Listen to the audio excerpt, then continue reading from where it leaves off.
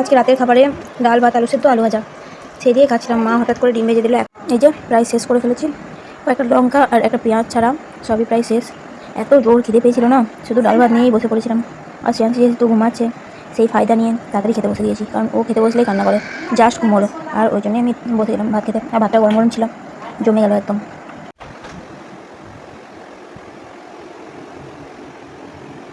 আমার ছেলে এখন হামার আনতে পারে, আর ঘুমের মধ্যে উঠে বসে যায়, কুকুর হয়ে শুয়ে পড়ে, যার জন্য সারা প্রোটেকশান।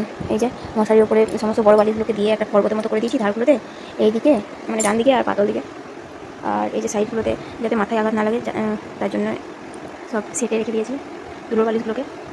আর এই যে বাবুকে নিয়ে শুয়েছে। এই দিকটা এতটা উঁচু যে ও পাল্টি খেলেও পড়ে যাবে না, আর যদিও পড়ে যায় তাহলে মশারি এখানে ছুটে যাবে, হবে না আশা করি, অনেকটা উঁচু। আর এদিকটা এতটা গ্যাপ রেখে তারপর সাইডে বালিশ দিয়েছি যাতে কিছু না হয়, কারণ আমি আর শ্রেয়াংশী থাকছি তো, যার জন্য আমার যদি কখনো ঘুম চলে আসে তখন ও আর কি খেলে বেড়ালেও, মানে পুরো বিছানা চত্বর খেললেও ওর কিন্তু পুরো সেফটি থাকবে, তাই জন্য এত কিছু। তো এই হচ্ছে ব্যাপার। সবাইকে গুড নাইট। আর আমার এখানে ডায়েরি চলে আসছে। ওই দেখো, বলেছিলাম না যে ভোরে উঠে খেলবে। দেখো, যেহেতু তোষকটা ধারা দিয়ে দিয়েছি ব্ল্যাঙ্কেটটা, সেহেতু উঠতে অসুবিধা হচ্ছে, নাহলে গোটাই করে বেড়াবে। সেফটির জন্য বাইরে আছি, তবুও দেখছি কী করছে।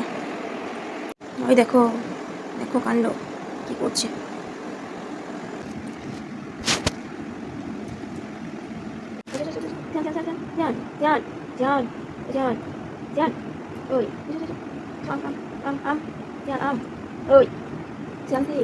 Two lux hours letter.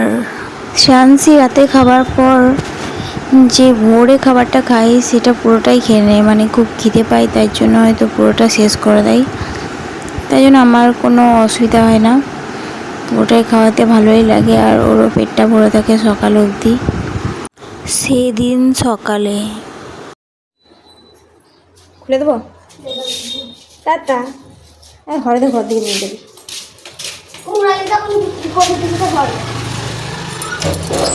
আর কান্দে নিয়ে চলে আসবি।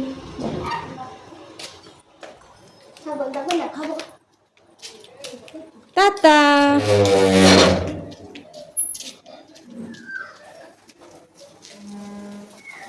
যা যা যা।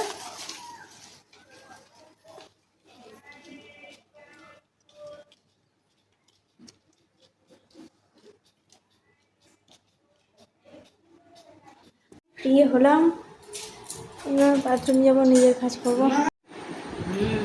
তুমি কি খেয়েছো?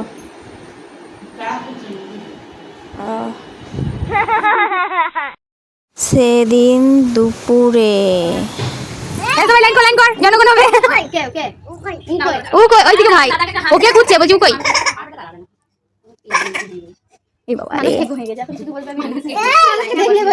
বাবু ভাইকে আদর দাও, বাবু ভাইকে আদর দাও। সবসময় মুখে এখনই খাওয়াই না, তোমাদের আওয়াজ নিয়ে ধরে চলে এলাম। ওকে হয়তো 1 ঘন্টা 2 ঘন্টা লাগে।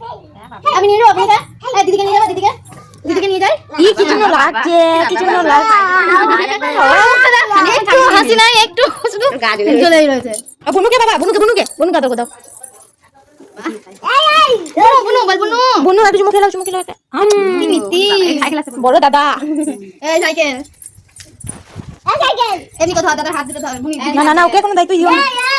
এই লয় ভাই আর বুনি, হ্যাঁ ভাই আর বুনি, এই বাবা ভেঙে দিছে গো, তা এই চলে যাবে। দেখো টান ছাতা ভেঙে দিচ্ছে, তাহলে টানের ঘর থেকে ছাতা নিয়ে আসতে হবে। মায়ের ছাতাটা নিয়ে লোক নাকি পুলিশের ছাতা, হ্যাঁ আমাদের ছাতাটা ভেঙে দিচ্ছে। অনেকক্ষণ হলে দাঁড়িয়ে আছে। এবার ওখানে মানে দেখছি যাচ্ছেই না, তখন নিশ্চয়ই কোনো ব্যাপার আছে, আমি এখানেই অ্যাডজাস্ট করি। হ্যাঁ বাহুবলি, অমরেন্দ্র বাহুবলি। দিদিকে না, দিদিকে একটু ছাতাতে ভর। এ বাবু দিদিকে যাবো লিখতে দিলাম।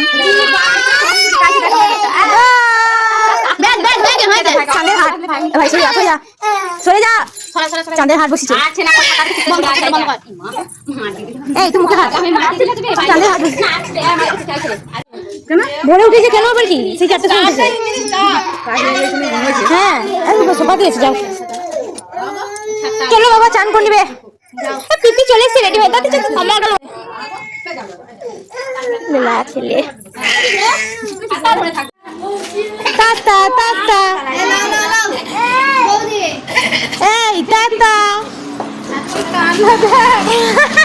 তা তো বুঝুন, তা তো দিচ্ছে থাকবে না, তা তো দিদা বাবা, তা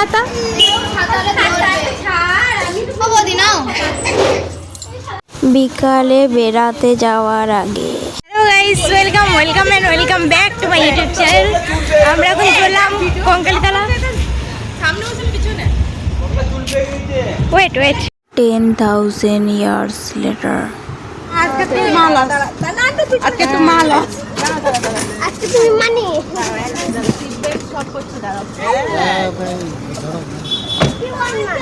এ লাগে নি মনে হচ্ছে গাইটা, এ লাগে নাই রে, বুঝেছে? চলো উঠো লাগে নাই মনে। আহা, কে আসছে রে? আরে ছেলে তো আগে চালা যা পাইলি না, ছেলে তো আমাকে ছেলেদের এ খুঁজে না বলো আমাকে বললা ले सब उठছে তাড়াতাড়ি কর। তোমার পাশে বসলি কেন? আমি ওর পাশে বসবো না। मानसी चलो अच्छा हुआ। বাবু সাবধানে যাস।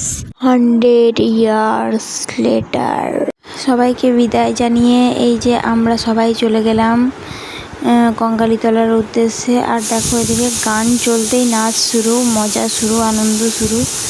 তো আর এদিকে দেখো সেলফি কুইন সেলফি তুলতে ব্যস্ত, গাড়ির মধ্যে কেউ সেলফি তোলে, একে দেখো সব সময় সেলফি। যাই হোক, সামনে ছোটো বোন বসেছে, পাশে আমার বড় বোন বসেছে, আর মাঝে বন্ধু, আর আমার পাশে রাতুল। আমরা নানটা কুড়ে ভাড্ডু ও সামনে, ও যার কোলে পাচ্ছে তার কোলেই চেপে যাচ্ছে, কখনো দাঁড়িয়ে দাঁড়িয়ে, কখনো নাচতে নাচতে যাচ্ছে। আর এদিকে দেখো আমরা ইন্ট্রো দিতে দিতে যাচ্ছি। আর আমরা সিউড়ি বাস স্ট্যান্ডে এলাম, আমাদের বাড়ি থেকে 5 মিনিটের পথ, আর 4 জায়গায় তো 1 মিনিটও লাগে না। আর এই যে আমরা বেরোলাম, বেরিয়ে আমরা একটু লালুকে খাবার দিয়ে দেবো, মানে পেট্রোল ভরে নেবো, তেল ভরে নেবো, তাই জন্য এখানে বিভাস একটু পেট্রোল পাম্পে এলাম। দেখো বাস দাঁড়িয়ে আছে, কিন্তু বাসে আমরা যাব না, আমরা গাড়িতে যাব। এই যে আমার লাড্ডু বেটা মানির কোলে রয়েছে, মানি মানে মাসিকে মানি বলে। Hello guys, welcome to my mini blog. আজকে আমরা বোলপুর কঙ্কালীতলা যাব। হোয়াট? কি বললি আরেকবার বল। কঙ্কালীতলা আমরা এখন রয়েছি আমোদপুরে, ওই জন্য কিছু আনতে নিয়েছি। আর তাহলে চলো কঙ্কালীতলা সম্বন্ধে সামান্য কিছু তথ্য আমরা জেনে নিই। কঙ্কালীতলা হচ্ছে ভারতের পশ্চিমবঙ্গ রাজ্যের বীরভূম জেলার বোলপুর মহকুমার একটি গ্রাম পঞ্চায়েত ও হিন্দু তীর্থক্ষেত্র। কঙ্কালীতলা বোলপুর শহর থেকে 9 কিলোমিটার দূরে বোলপুর লাপুর রোডের ওপর অবস্থিত। এই শহর কোপাই নদীর তীরে অবস্থিত। কঙ্কালীতলা বোলপুর শ্রীনিকেতন ব্লকের অধীনস্থ একটি গ্রাম পঞ্চায়েত। কঙ্কালীতলা গ্রাম পঞ্চায়েতের অধীনস্থ গ্রামগুলি হল বেঙ্গুটিয়া, জলজলিয়া, করপটিকুড়ি, সাংরি মাহালা, সাংরি রাউতারা, গোপালপুর, কুচলি, ধুলটিকুড়ি, বাগদাউড়া, বিশেঘাটা, আমদাহারা, ক্ষুদ্র আমদাহারা, পাথরঘাটা, কেশরাদিঘি, সীতাপুর, পদ্মাবতীপুর, ঘোষকদম্বপুর, উত্তর নারায়ণপুর ও লায়েকবাজার। 2001 সালের জনগণনা অনুসারে কঙ্কালীতলা গ্রাম পঞ্চায়েতের জনসংখ্যা 19,229টি। রাজনৈতিক হিসাবে বলা যায় যে সীমানা পুনর্নির্ধারণ কমিশনের সিদ্ধান্ত অনুসারে কঙ্কালীতলা গ্রাম পঞ্চায়েতটি নানুর বিধানসভা কেন্দ্র ও বোলপুর লোকসভা কেন্দ্রের অধীনস্থ। আহারে রাতুলের কি দুঃখ, ওকে ফোন দেওয়া হয়নি বলে।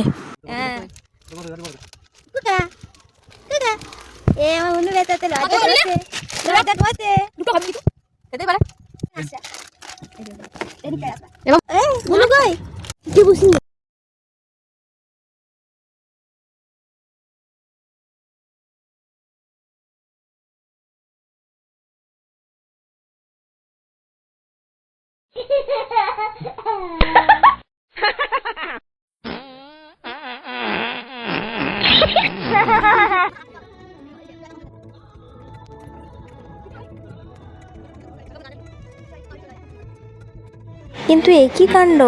মন্দিরের সামনে রাখলে টাকা লাগে না।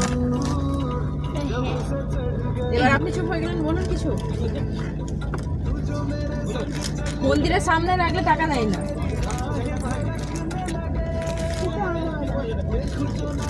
মানরামি পায়া হ্যাঁ। আমরা পৌঁছে গিয়েছি কঙ্কালীতলা মন্দির। এবার চারিপাশটা ঘুরে দেখবো।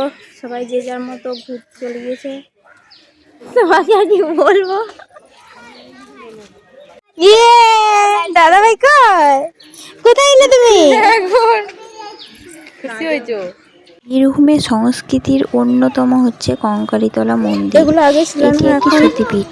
হিন্দু সদ্য তৈরি বিশ্বাস হয়েছে। অনুসারে দক্ষ যজ্ঞের পর এখানে দেবী পার্বতীর কঙ্কাল পড়েছিল। এখানে এরা তো ছবি দেবীর তুলতে ব্যস্ত। নাম হচ্ছে দেবগর্ভা ও ভৈরবের নাম হচ্ছে রুরুপ। কঙ্কালীতলার অন্যান্য কিছু মন্দিরও এখানে রয়েছে, কিন্তু সবথেকে কঙ্কালীতলা মন্দির এটাই একটু বেশি জাগ্রত বলে আমরা মনে করি। এবার বীরভূম সম্বন্ধে চলো কিছু জেনে নিই। বীরভূম হচ্ছে ভারতের পশ্চিমবঙ্গ রাজ্যের একটি জেলা। জেলাটি বর্ধমান বিভাগের অন্তর্গত সর্ব উত্তরের জেলা। এই জেলার সদর দপ্তর হচ্ছে সিউড়ি শহরে অবস্থিত। বোলপুর, রামপুরহাট ও সাঁইথিয়া এই জেলার অপর তিনটি প্রধান শহর। এই জেলার মধ্যে অন্যতম দৃষ্টি আকর্ষণ করে তারাপীঠ মন্দির, শান্তিনিকেতন গৃহ, মামা ভাগ্নে পাহাড়, রাজনগরের ঐতিহাসিক স্থাপত্য, বক্রেশ্বর মন্দির, আরও অনেক কিছু। বীরভূম জেলার পশ্চিমে ভারতের ঝাড়খণ্ড অবস্থিত, রাজ্যের জামতারা, দুমকা ও পাকুড় জেলা, এবং অপর তিন দিকে পশ্চিমবঙ্গের মুর্শিদাবাদ, পূর্ব বর্ধমান ও পশ্চিম বর্ধমান জেলা অবস্থিত। বীরভূমকে বলা হয় রাঙামাটির দেশ। ইতিহাসে বীরভূম জেলায় একের বেশি ধর্মীয় ও সাংস্কৃতিক আন্দোলন হয়েছে। শান্তিনিকেতনে রবীন্দ্রনাথ ঠাকুর বিশ্ববিদ্যালয় এই জেলার আন্তর্জাতিক খ্যাতিসম্পন্ন একটি প্রতিষ্ঠান। এই জেলায় একাধিক উৎসব ও মেলা অনুষ্ঠিত হয়। শান্তিনিকেতনের পৌষ মেলা থেকে শুরু করে জয়দেব মেলা, কেন্দুলির বাউল মেলা, এরকম আরও অনেক মেলা এই জেলায় অনুষ্ঠিত হয়।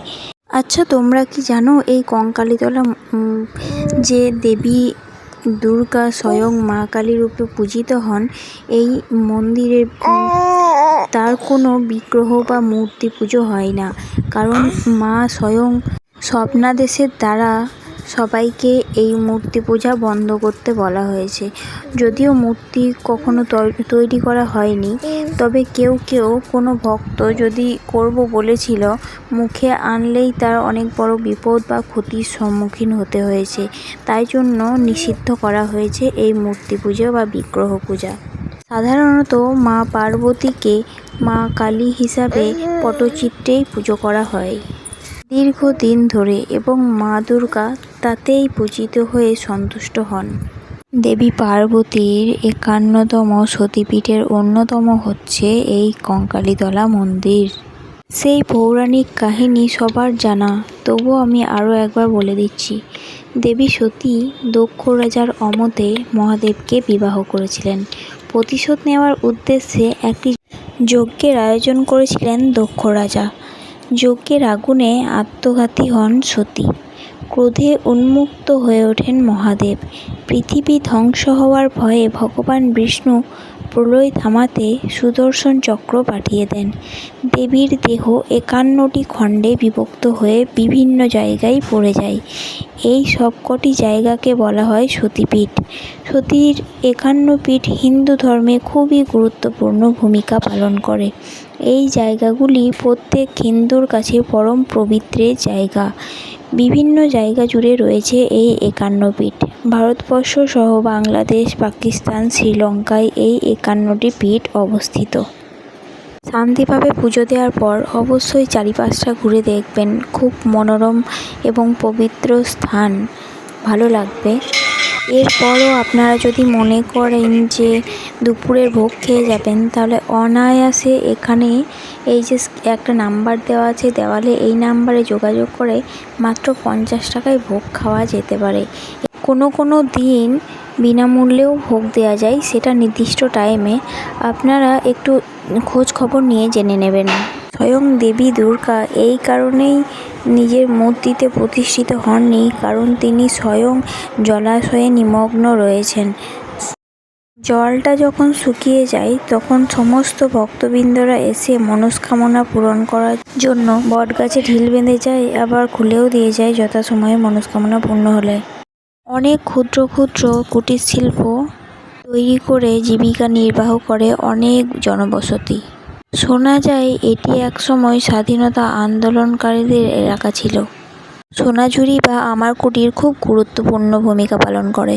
এই ছোটোখাটো মেলাগুলোতে অনেক কিছু জিনিস হাতের তৈরি পাওয়া যায়, যেগুলো প্রাকৃতিক জিনিস থেকেই তৈরি। টেরাকোটার কাজ থেকে শুরু করে সুতোর জামা কাপড়, বাঁশের তৈরি জিনিসপত্র, তারপর মেটালের জিনিসপত্র নিজের হাতে তৈরি করা, কাঠের তৈরি জুয়েলারি থেকে শুরু করে সমস্ত রকম হাতের তৈরি নানা রকম জিনিসপত্র এখানে পাওয়া যায়। তেল আর্ট বা গ্রামীণ তাঁতের কাজ, বাটিক প্রিন্টের জামা কাপড়, শাড়ি, চামড়ার তৈরি ব্যাগ, পার্স, এছাড়াও আপনি পাটের আইটেম, মাদুর, দেয়াল ঝোলানো ব্যাগ ইত্যাদি। সোনাঝুরি বা খোয়াই হাটে 8:30 থেকে বিকেল 5:30 পর্যন্ত বসে থাকে স্থানীয় বাসিন্দারা।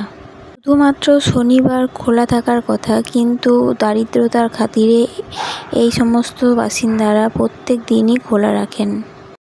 বর্ষাকালে কিছুদিন আগে এই পুরো জায়গাটা জলমগ্ন ছিল এবং 1 হাঁটু জলের মধ্যেই আরতি হচ্ছিল, সেই কথাই এই ভদ্রমহিলা আমাকে জানাচ্ছেন। আমরা যখন সবাই এদিকে ওদিকে ঘুরতে ব্যস্ত, কেউ ফটো তুলতে ব্যস্ত, সেই সময় নানটার বাথরুম পাওয়াতে ও না বলেই বাইরে চলে গেছিল আর আমরা খুঁজে বেড়াচ্ছিলাম।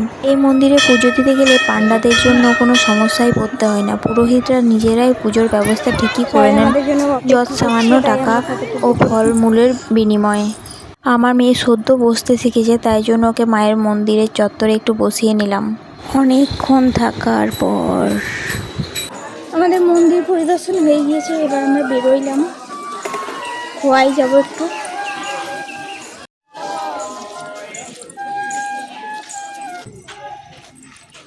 এই যে আমরা এবার বেরোবো। আমাদের রাতুল ভাই ডিসাইড করছে আমি সামনে বসবো কি পিছনে বসবো, তো আলটিমেটলি ওকে আমার পাশে পিছনেই বসতে হলো। তো আবার সেই একই ব্যাপার, গান বাজনা মজা আনন্দ, একে ওকে সব ইয়ার্কি ফক্করি। আর এর মধ্যে দেখো শ্রেয়াংশী দাঁড়িয়ে গিয়েছে, ও অনেকক্ষণ বসেছিল বলে ওর ভালো লাগছে না, ওই জন্য দাঁড়িয়ে যাচ্ছে। তো এরকম করতে করতে আমরা খোয়াই পৌঁছে গিয়েছি। এখানে এসে দেখছি সব ফাঁকা, যদিও ফাঁকা হলেও আমাদের তো অনেক কাজ আছে।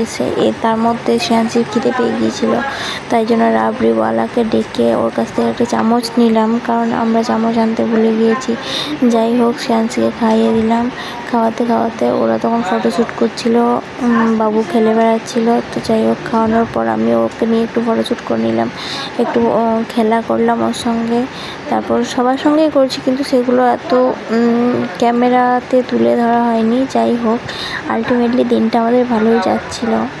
আর শ্রেয়াংশী দেখো খাবার খেয়ে একদম স্ট্রেংথ বেড়ে গিয়েছে। আর আমরা সোনাঝুরিতে এসেছিলাম, অনেকটা সময় কাটানো হলো। এবার আমরা চললাম অনেক ফটোশ্যুটের পর, এই যে বেরোচ্ছি। এবার কিছু খাওয়া দাওয়া হবে বাইরে। খিদে পেয়েছিলেন অনেক?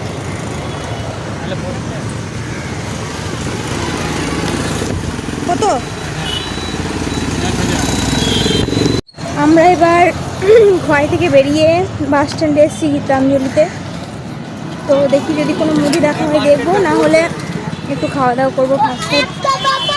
অরিজিৎ পিছনেই দাঁড়ালো বাড়ির কাছে, আর আমরা এখানে চললাম। সবাই যেন পড়াশুনো করিস, চলে। বোলপুরে আসবো অথচ আমরা মোমো খাবো না, এটা কি সম্ভব? কোনোদিনও না। আমরা যেই পথে যেখানেই যাই, যদি মাঝখানে বোলপুর পড়ে, অবশ্যই দাঁড়িয়ে আমরা মোমোটা টুক করে খেয়ে তারপর চলে যাব। সেই জন্য যথারীতি আমাদেরকে আর বলতে হয়নি যে আমাদেরকে মোমো খেতে হবে। ফুচকা রোল কোনো কিছু দিকে না তাকিয়ে আমরা সোজা ঢুকে গেলাম মোমোর দোকানে ঢুকেই আমরা তাড়াতাড়ি করে 7 প্লেট মোমো অর্ডার করে দিয়েছিলাম।